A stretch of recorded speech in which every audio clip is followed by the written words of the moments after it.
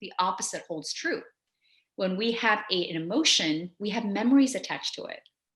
So the first time let's say somebody abandons you in this moment in time, you are actually feeling all the times you've been abandoned. Welcome to Real Men Feel. This is your host, Andy Grant. Thank you for joining us today. In my part of the world, spring has finally sprung. And if you are feeling the urge for some new aspect of you to blossom, I invite you to step inward and join me for a complimentary clarity call. Go to theandygrant.com/talk while I still have some open slots for one-on-one work. Go to theandygrant.com/talk and put yourself first. My guest today is artist, author, and coach Sheila Darcey, and we'll discuss using art to heal and transform our lives. How crucial creative expression is for our mental and emotional health. Sheila shares her experiences working with men in prison. We venture into holotropic breathwork and the Akashic Records. She'll give you some great mind hacks to get over the "but I'm not an artist" resistance. You'll hear what might be a new definition of anxiety, learn about emotional time travel, and hear Sheila's worst assumption she ever made. Let's get to it. Hi, Sheila. Welcome to Real Men Feel. Thank you, Andy. I've been looking forward to it. Awesome. Glad to hear that. When I first spoke to you, you intentionally did not call this art. You didn't call what you did art. So why is that? Because of the hangups and the perceptions people have with art, and the intention of why I started doing it in the first place had nothing to do with the making of art. It had everything to do with expressing my emotions. So I wanted to make sure that when people heard about what I did, that they understood the purpose and mission of my work. Cool. So how did you discover that creative expression could be healing? Oh, what's really interesting is I found my way to creative expression because as a child, I used to escape into my art. And having had a really challenging, traumatic childhood, I don't think I intentionally knew what was happening back then. And so what happened is I hit a point in my anxiety. So I had a really bad, I was a bad flyer. I used to have to drink these little bottles of alcohol just to get on the flight. And I have to get drunk just to get through the flight. And basically I knew something was not, something inside was not good. And I didn't know what mental health was. I didn't know what anxiety was. I ended up seeing a therapist. She helped me understand that that anxiety is really energy in your body you're not releasing. And for me, that energy was emotions I had been pushing down. And I'd been pushing it down all my life. I mean, decades and decades. So when she told me you really need an avenue to release those emotions, have you thought about doing something that you love? I immediately thought about my art. And I just remember doing it. So when I decided to do it, I thought what would be really easy is just to go back to pen and paper and start sketching. So I committed to doing it daily. And then when I did it, something magical happened. I cannot explain it. All I knew is something was shifting inside. When you're doing something and something is shifting and you can feel it, but you can't quite put your finger on it. Yeah. And the more I did it, the more I just became more and more still, which is I've never been still, Andy. Like I was always so high energy, and the idea of being still seemed like an impossibility for me. And that's what ended up happening is I found a lot of stillness in my art. So prior to this, you said you escaped into art as a child. So was it just fun? Was it all different types? Did you even feel anxious as a child or not? Oh, I'm sure I did. No, I mean, I had an alcoholic father who was very abusive, and I also immigrated, and I just went through a lot of changes over time. And because of the volatility of my life and my childhood, I escaped. So I was basically disassociating in many ways. And I think there's many different terms for it, doodling. I think people understand meditating. I think I was just quietening my mind because it was always going. And so I would draw, paint. But the interesting thing, Andy, is I used to do realistic drawings. So I would only draw what I could see. And if you look at Sketch Poetic today, it's totally opposite. I'm sketching things that have nothing to do with images or objects. It has to do with how I'm feeling. So it's taking everything that's inside of me and putting it on paper. And that's the power of it. It's not about the outcome. It's the process of what's happening when I'm doing it. It's really powerful. Cool. So you mentioned Sketch Poetic. So what exactly is that? Is that a process? Is that just your favorite website? What? Yeah, thank you for asking. So Sketch Poetic is the practice. I call it a practice because it is an ongoing thing. It's not about perfecting anything. It's the process of letting go. It's the process of surrendering to the act of creating. And the first thing I will say is everyone has the ability to sketch poetic. You do not need to be an artist. It's the number one question I get asked.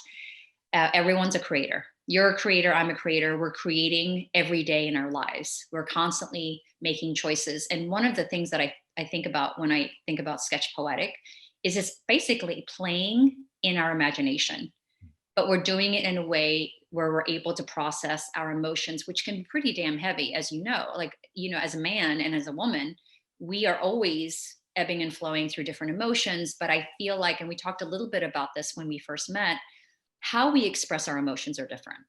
That's really the difference. The feeling of the emotions tends to be universal based on all the workshops I've done, but it's how we're expressing it. So men and women express differently, not only based on our own personal experiences, but what society has taught us, that men are supposed to be like this and women are supposed to be like this.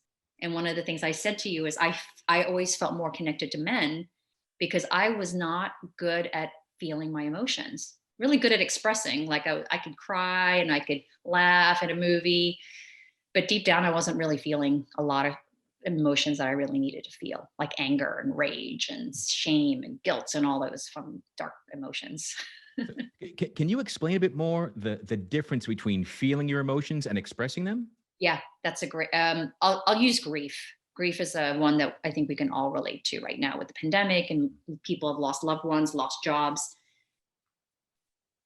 Grief is complex in that you may be going through the motions of grief, like you know you've lost a loved one, so you know that you're sad, you know that you're feeling a sense of longing, you know that you understand it, but then you put like a little shell around yourself that says I'm only going to feel so much because I can only handle so much. So that's the feeling part. Now expressing, I'm going to use anger. You might be angry at something, and so you like road rage is a great example. You get road rage and you're expressing anger, but is that what you're really angry about? You might be angry that your wife is about to leave you. You might be angry that your child is depressed. You might be angry because something in your life is just not right. But the anger that you're expressing versus the anger you're feeling is not the same thing. That's why it's different. So you're expressing anger through road rage, but what you're really angry about is something very different. But because you don't want to feel this, you express it. Does that make sense? And that's the most common example I can give. It happens to us all the time. Yeah, We're expressing anger, but we're not really feeling what we're angry about. right. When I'm working with clients, I call this emotional time travel. Like I'm angry, I'm expressing anger at you, but Yeah. what really I'm hurt about is, 2 decades old. So perfect. That's perfect. Yeah. And it's so interesting you bring that up because I remember I mentioned that my entire journey has been about my fear of turbulence. What was happening is when I was on the plane and I felt that sense of lack of control whenever it was super bumpy, unbeknownst to me, I was feeling all of the turbulence in my entire life. Like anytime I felt that lack of control, right? Whether it's not having any safety or not feeling like I was getting bullied. What we don't realize, and this is something powerful that came about when I was doing my sketch poetic, is we always understand this idea that memories have emotions attached to it. So the first time we had ice cream, the first time we went to Disneyland, or something negative happened, we have an emotion attached to it. Well, the opposite holds true. When we have an emotion, we have memories attached to it. So the first time let's say somebody abandons you in this moment in time, you are actually feeling all the times you've been abandoned. You may not be aware of it. This is why it's all unconscious. So the reason sketch poetic is so profound and powerful is you're giving it permission to live outside of yourself. And then you're giving it a physical plane for it to be seen. That's the healing power, is actually seeing it. It's bringing all that unconscious stuff to the conscious mind. Right. Yeah. I was Yeah.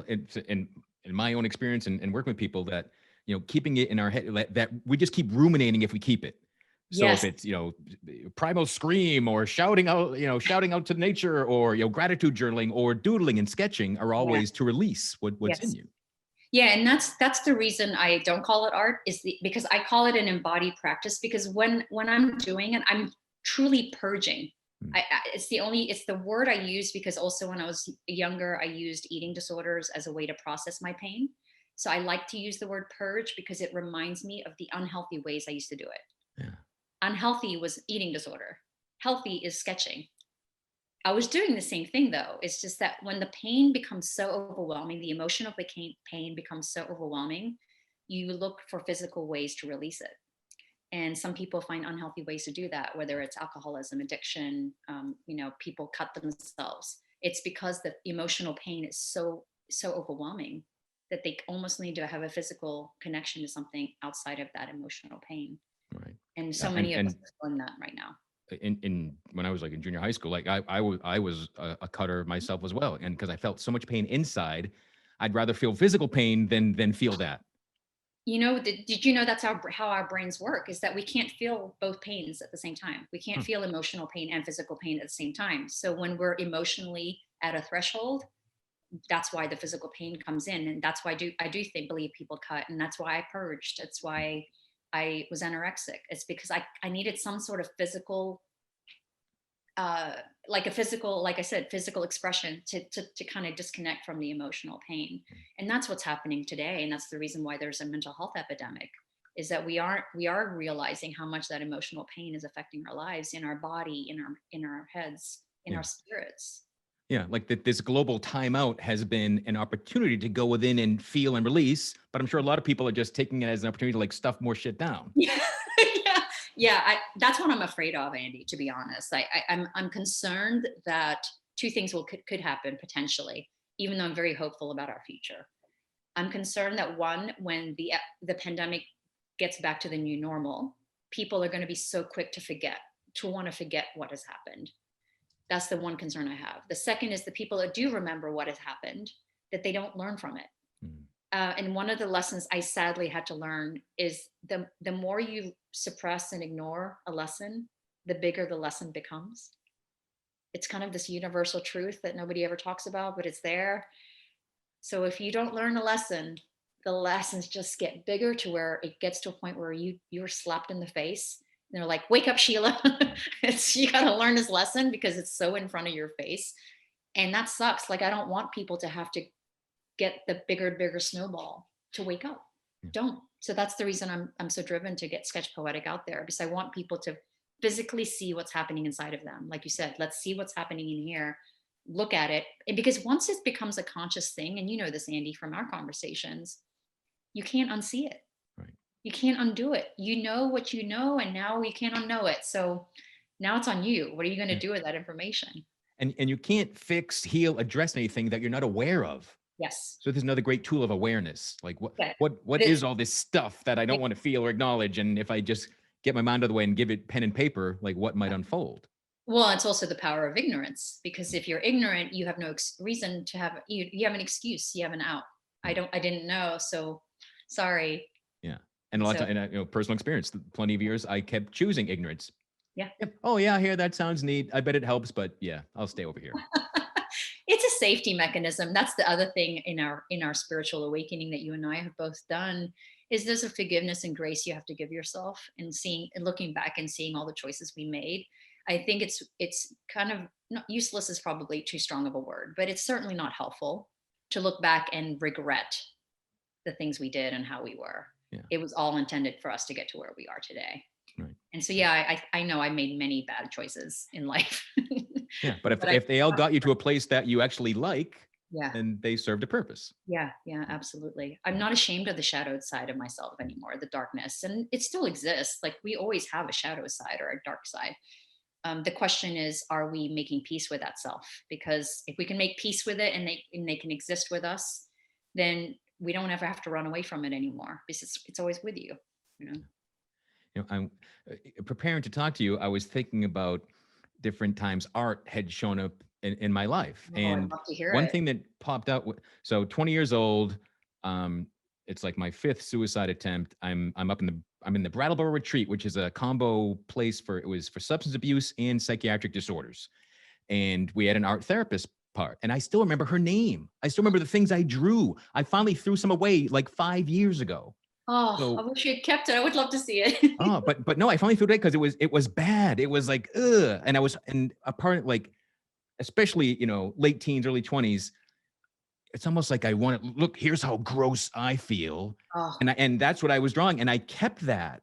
And I'm yeah. still like, so I felt such relief. I did a video of it. Like I ripped it up and made a ritual to get rid of it finally, but I kept it as this reminder, but I was also like attached to it. Like it's Mm, hard to say, like mm. when I was a kid, I didn't think I had depression. I didn't think I was suicidal. I thought I was like, I am suicidal thoughts embodied. I am Yeah, depression living in flesh, right? yeah, so So it's powerful. almost like art. I don't know if I had a distorted sense of it or just needed more. I needed to sketch more instead of just Yeah. draw things twice in a hospital and never do it again. Yeah, no, gosh, Andy, you just touched on so much, so many powerful insights, what you just shared. Can I just reflect back on a couple of them? Because I Please. think they were so cool. One, the fact that you did it as a point in time. And this is the reason I said it's a healing tool, not a heal. You're not going to be healed once you do it. This is why this whole self-care model of what society tells us, I'm depressed, so let's go to a day spa and suddenly I'm going to feel better. No, it doesn't work that way. Just like if I tell you to sketch for 21 days, which is my workshop, I don't expect you to be healed in 21 days. Certainly don't even know if you can tap into any of it in 21 days. What this does is just introducing you to a tool. But if you don't use the tool, to your point, then it's just always going to be there. The good thing about these tools is you can access them at any given time, which is what I love. The second thing that you said that I thought was really powerful, and I actually had a gentleman reflect this to me recently in a workshop that I'm doing. He apparently had been sketching poetic. He called it something different, but he had been doing it like 12 years ago. And he did this one piece that was super dark. And he was vulnerable and he showed it to his wife. And his wife's response was the kind of response that you like, oh, like you felt bad for him. She's, first of all, she goes, that is so dark. Where's that coming from? And basically attacked him like for what she saw. And then she said, and you're going to show that to our daughter? You can't show that to our daughter, and basically shamed him. Yeah. And so he never did it again for like a decade. And in that moment, and I could tell when he was telling me, I could tell he was going to tear up because it broke him. It broke him for two reasons. And let's talk about vulnerability here for a second. The dictionary definition of vulnerability isn't just being open. People think vulnerability is being open. The dictionary definition is being open with the potential of threat, with the possibility of something bad happening. That's why it's called vulnerable. And so what happened is this gentleman shared his vulnerability, and guess what? The threat actually happened. His wife shamed him and got angry with him. And so this is the point of why creative expression is so powerful is art. And the reason I don't call it art is I have heard hundreds and hundreds of stories of children being shamed, children being criticized for doing the art. It's not perfect enough. It's not good enough. You're never going to make money doing it. And what I want to do is change the paradigm. It's not about creating anything for anyone else but yourself. It isn't about making money. It is about helping the inner you come out through the act of creative expression. So everything you just said triggered all of that because it's totally loaded. It's such a loaded conversation. Yeah. Good. Here's some more. Yeah, The other place art has shown up for me. Are you familiar with holotropic breathwork? of course. I love Okay, breath work. good. So Yeah. I've done that like I think 10 times, and you breathe for like a 2-hour experience. The inner healer comes out. You have whatever you're having, and then without talking to someone, you draw. You create a mandala. Yeah. And mine, I always try to tell the story. And I I like my shitty artistry, like I'm stick figure guy still. But so the last time I did it, it was such this joyous experience. I went to the Vatican and found out the Pope had this underground nightclub. And it was all like Gene Simmons, Nikki Sixx was all just bass players. So it was nothing but bass, just thumping. And it was just fire and flames. And so my drawing, I'm drawing every bass has ever heard of. And it's like Spinal Tap cranking up bass to 11. And it's just this insane, go-go club under the Vatican. And it's stupid. It looks like a third grader drew it on and they were drunk, but I love it. I framed it. So, I love it. it's I love whatever. that you geared it that way too. That's so beautiful. Oh, thank you. But it's so healing. And I love that in that process, you don't tell anybody, no one's discussing it. And it's just after when people unveil their art and then you tell your story of what your experience was. And it's Yes, phenomenal. and that's the second part to it is the insight. Hmm. So when I talk about sketch poetic, there's three parts to it, Andy. There's the play and imagination, which we all have capacity to do. We all have a capacity to play and imagine. The second is flow and meditation, which is where it takes you. The third is where the healing and transformation truly lies, is when it becomes sight to insight. It's when you can look at the things you're creating and look beyond the marks you're making and ask yourself questions. It's basically the act of, you said the word rumination, which I love that word. You ruminate, you contemplate, you become curious about your own creations. That's where you become the creator and the healer of your own self. Because what you're doing is the assumption is the things that you're creating is all on purpose, whether it's conscious or unconscious, it's there. Every mark you make. So there's no such thing as mistakes. And so the perfectionist that comes up as an artist, you're going to be very uncomfortable with this practice, because if you're obsessed or more concerned about what it looks like than what it makes you feel, and discomfort is in both of those sides, by the way. You're either going to be uncomfortable by the way it makes you feel or uncomfortable by the way it looks. Might as well sit in the discomfort of how it makes you feel, because at least there you'll find some healing, right? And so that's where I ask people to sit in the discomfort of the feelings that come up, whether that's judgment or the critic, all of those things that tend to happen when we create, because underneath all of that perfectionism and judgment is the emotions you're not feeling. There's a reason we want to be perfect. For me, it was about safety. I wanted to be perfect, not because I cared about what other people thought, but that's what I thought it was about. But when I did my inner work, I realized I was wanting to be perfect and have all the answers because I never felt safe. So if I'm perfect, nothing bad is going to happen to me. If I'm perfect, no one's going to want to hurt me. These are the types of things that were unconscious. Yeah. So perfectionism for me was actually about safety. That was Wow. huge for me to realize. Yeah, I never. So if I'm perfect, I'm safe. That they're kind of equal Yeah. in your mind. And it's a broken idea when you really rationally think about it. But when you aren't thinking about it rationally and you're thinking about it emotively, if I'm a good girl and if I'm perfect, then everything's going to be okay. And unfortunately, in my life, I found out that being a good girl doesn't matter. Bad things happen to good people. Suffering happens to all of us. And so that desire to be perfect and be a good girl, it wasn't for naught. I certainly believe I needed to have that just to survive the things I needed to survive. I think people that have gone through trauma need something to hold on to. And that's why I think a lot of successful people have trauma in their background, because we have a drive to achieve something beyond our suffering.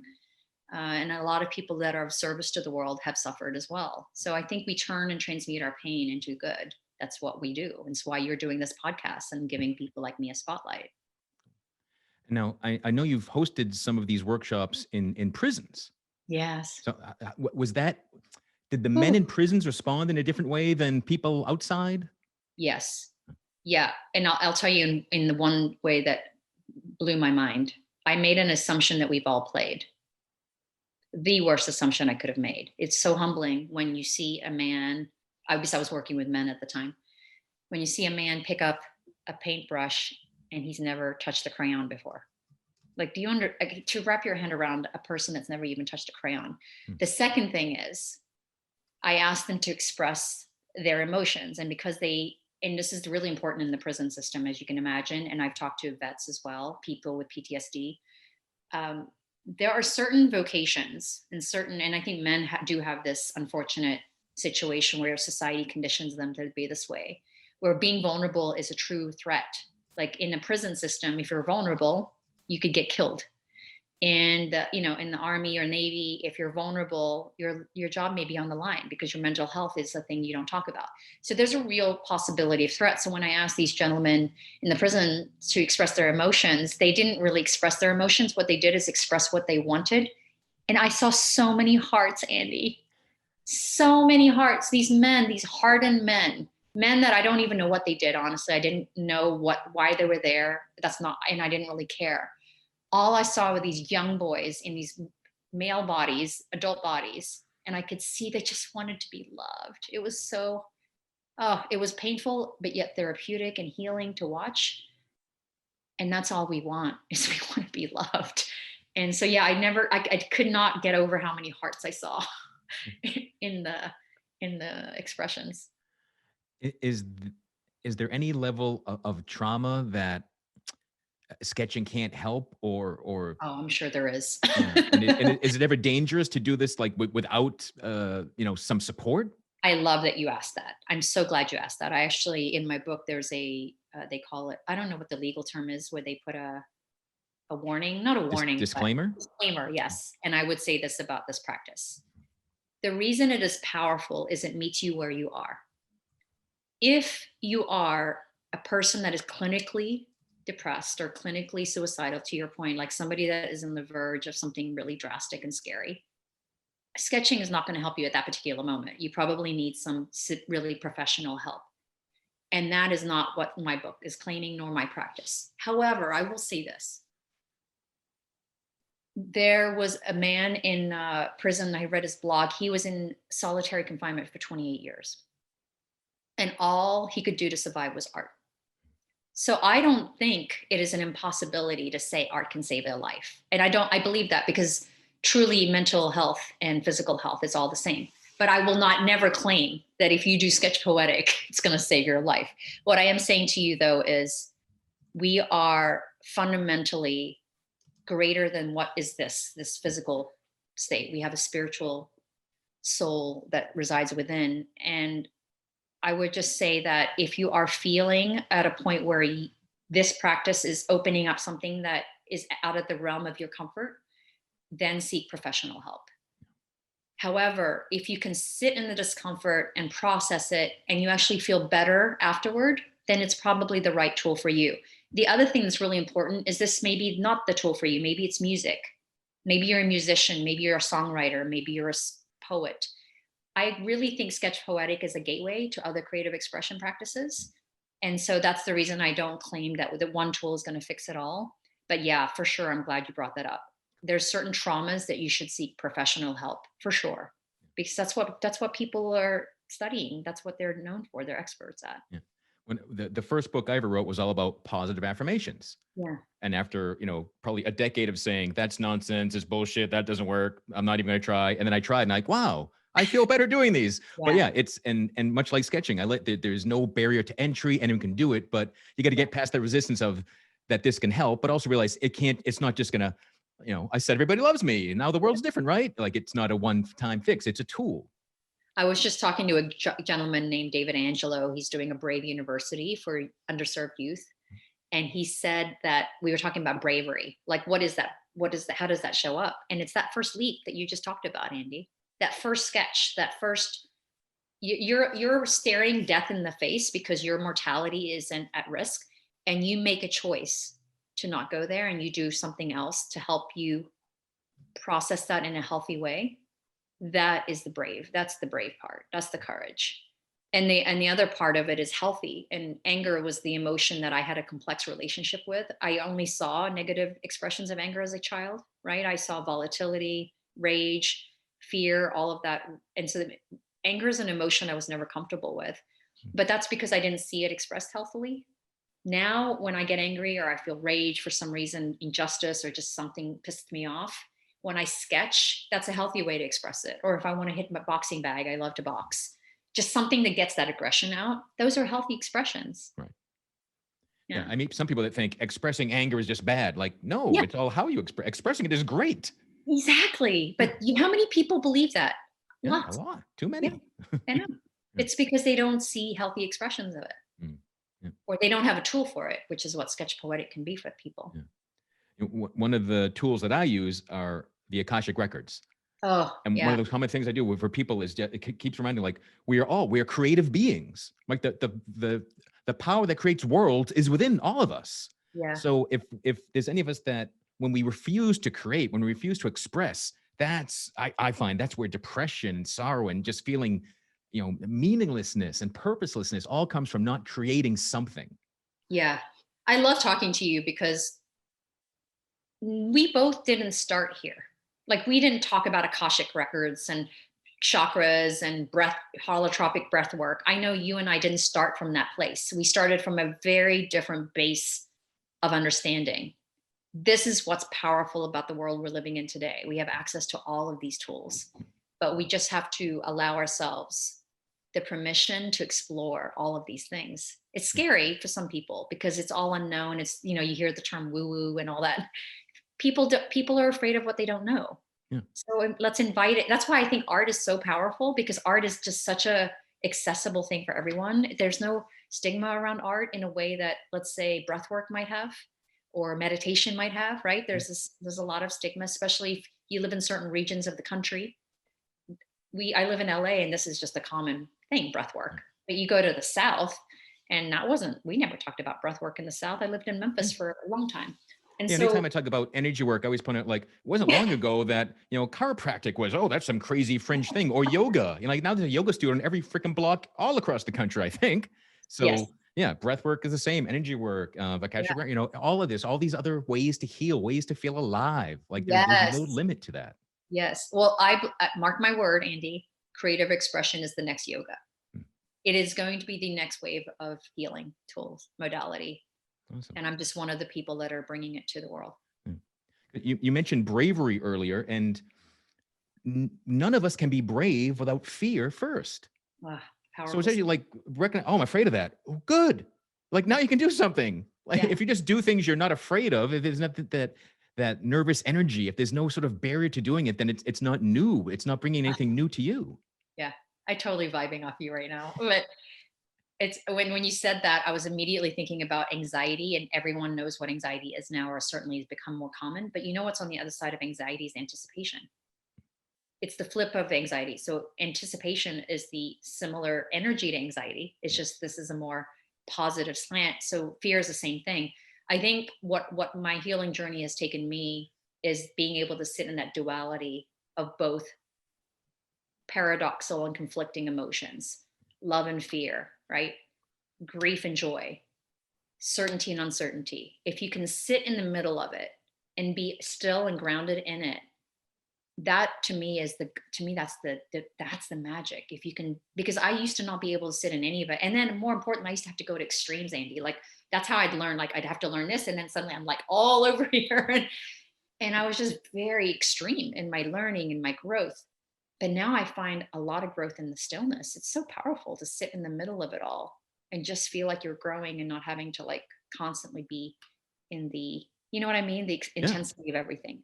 No, and I think, like, as a society, we're really hooked on the extremes right now. We're swinging back and forth because that seems Aren't we? dramatic and exciting. And balance, well, that sounds boring, but Yeah. that's where life feels its best. Like, it doesn't mean you can't try these other things. It's just, yeah, the majority of you is stable and grounded. I'm gonna go be extreme for a while and come back to my center, and I'll try this over here and come back to my center. Well, that's the power of what we talked about with the holotropic or creative expression is the intensity within. When you feel the limitless of what's inside of you, holy crap, it cannot even be measured to what the intensity you feel on the outside world. Like when I start to go into my imagination and I'm sketching, and I swear I have out of body experiences all the time. So I've been sketching in April 17th. It'd be 4 years straight. I've been sketching daily. Wow. Can you believe that? Wow. What's wild to me. Really? But there are moments where I'm sketching and I go into it with such excitement and curiosity, and awe is a word I use a lot. I'm just in awe of what's happening. And I'm just curious, like, oh, what the hell is going to happen today? And inevitably, every now and then there's that one sketch where I'm just like, this isn't even about me. Mm. Like this is coming from some higher source because it's big. Like I could feel it. Like I feel it coming through. And when you tap into that, dude, that's intense in a Yeah, good way. that's I know you get it. that's better than any drug. I mean, drugs were invented to It's a chase that natural high. feeling. No, Yeah, it's a natural high. yeah, Absolutely. yeah. Cool. Now, Sheila, I know you're also an ambassador with the Compassion Prison Project. Can Yes. you tell me a little bit about that? Yeah. So Fritzi Horstman is the founder of Compassion Prison Project. She is a powerhouse. And she invited volunteers to go to Kern Valley Prison, which is where I volunteered. And because of my desire to help others, I asked her, instead of just coming in, usually a volunteer just sits there and observes. I asked her, can I host a sketch poetic trauma workshop? So I brought in these big rolls of watercolor paper. I brought in all the supplies. Unfortunately, they don't have tables or chairs. There's just no luxury in prison. Mm. So these poor men, and I say poor men because they sleep on hard beds. I had to have them sit on the concrete. It's one of my regrets. But you could tell they're very uncomfortable because there's a lot of back pain. But they sat on the ground and then they started to express themselves with watercolor. And so that's what I did. And so ever since that, I've been an ambassador. So I support them in many different ways. I'm either helping helping support their marketing, bouncing ideas. Anytime there's a Slack channel that they have, and maybe they need something little, like, can somebody edit this document? I offer it. So if you are interested in supporting Compassion Prison Project, just go to their website. sign up as a volunteer, and you could even if you have an hour a week, every little bit helps. And their entire purpose is to turn prisons into healing centers instead of these. What are we bringing? These men are going back, and these women are going back to society, and they're more broken than they were when they first came in. So let's help them heal so that they can come back into society as, healed or healing, type people. Awesome. Awesome. Yeah, I love everything you're involved with and all the ways you express yourself and help encourage healing for everybody else.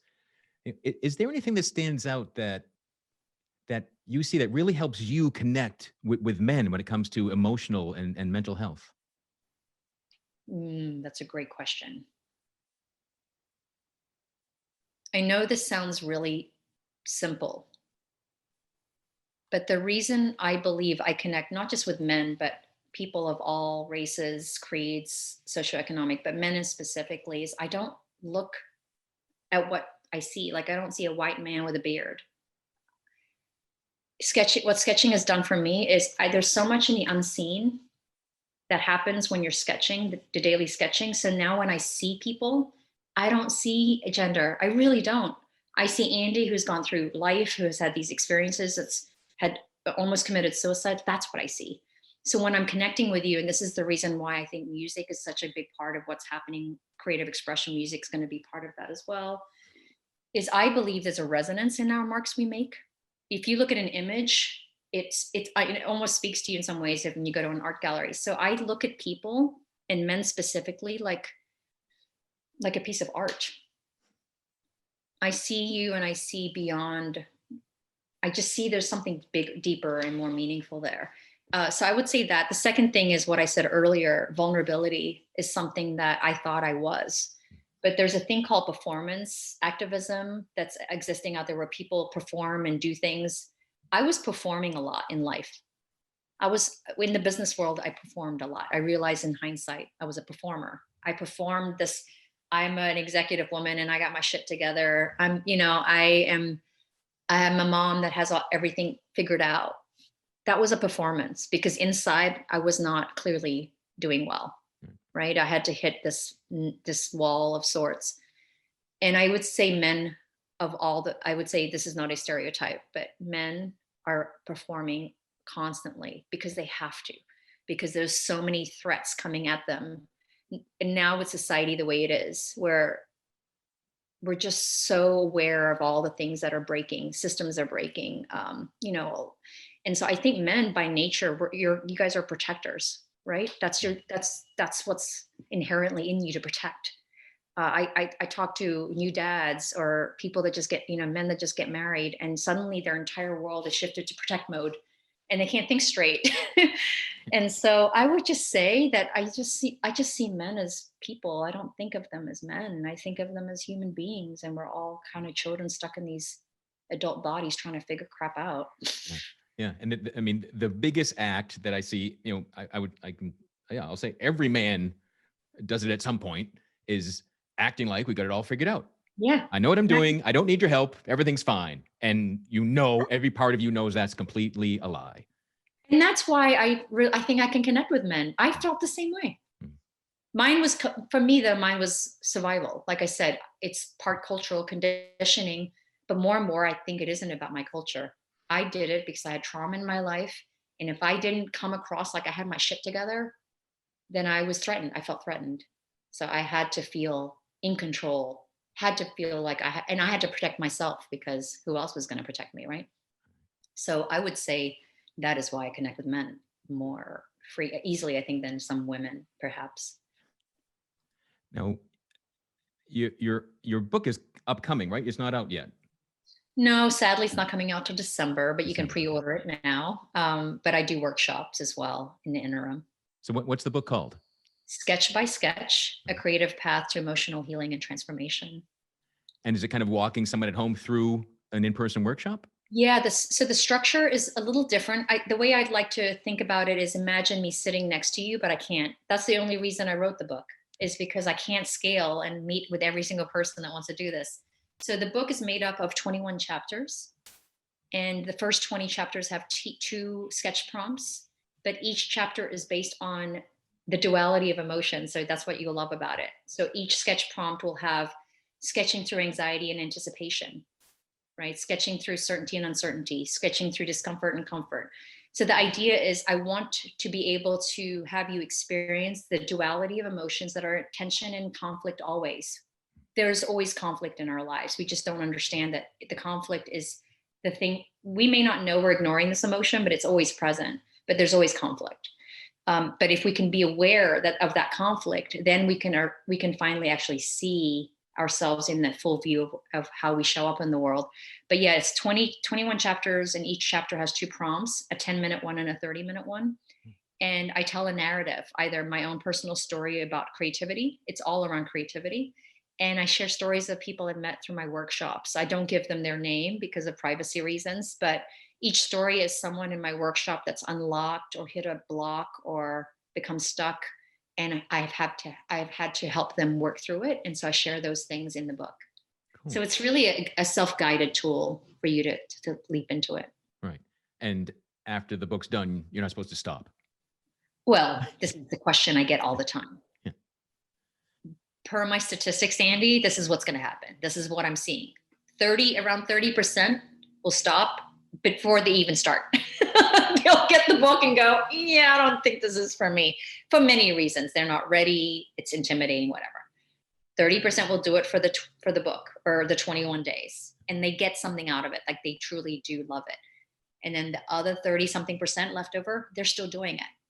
Now they may not do it every single day, but some people are doing it at least 3-4 times a week.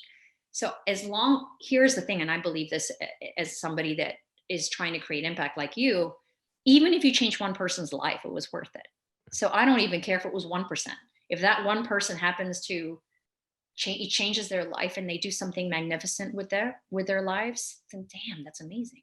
Cool. So that's what I hope. Do you have any easy suggestion for someone that's, just heard this far and like, I'm gonna get over this. I'm not an artist thing. Is it really just sit down with pen and paper and see what happens? Or is there anything No, else? I have to give them a hack. I'm glad you asked. I actually came up with these hacks. And I say brain hack because I have to make them think differently about it. So the hack I gave is, one is think of the page as a dance floor and the pen as a dancer. So don't think about it as you're drawing. Think of it as you're expressing a dance on the floor. The second one is a conductor. Think of the pen as a baton. And if you had to express really sad music, how would it look on paper? And the third is an archaeologist, thinking of the pen as like a little brush that you're looking for a fossil, and all you're doing on the paper is that. And the reason those three ideas help is just gets you out of this idea that you're doing art, Right. you're dancing, all of those things I just said.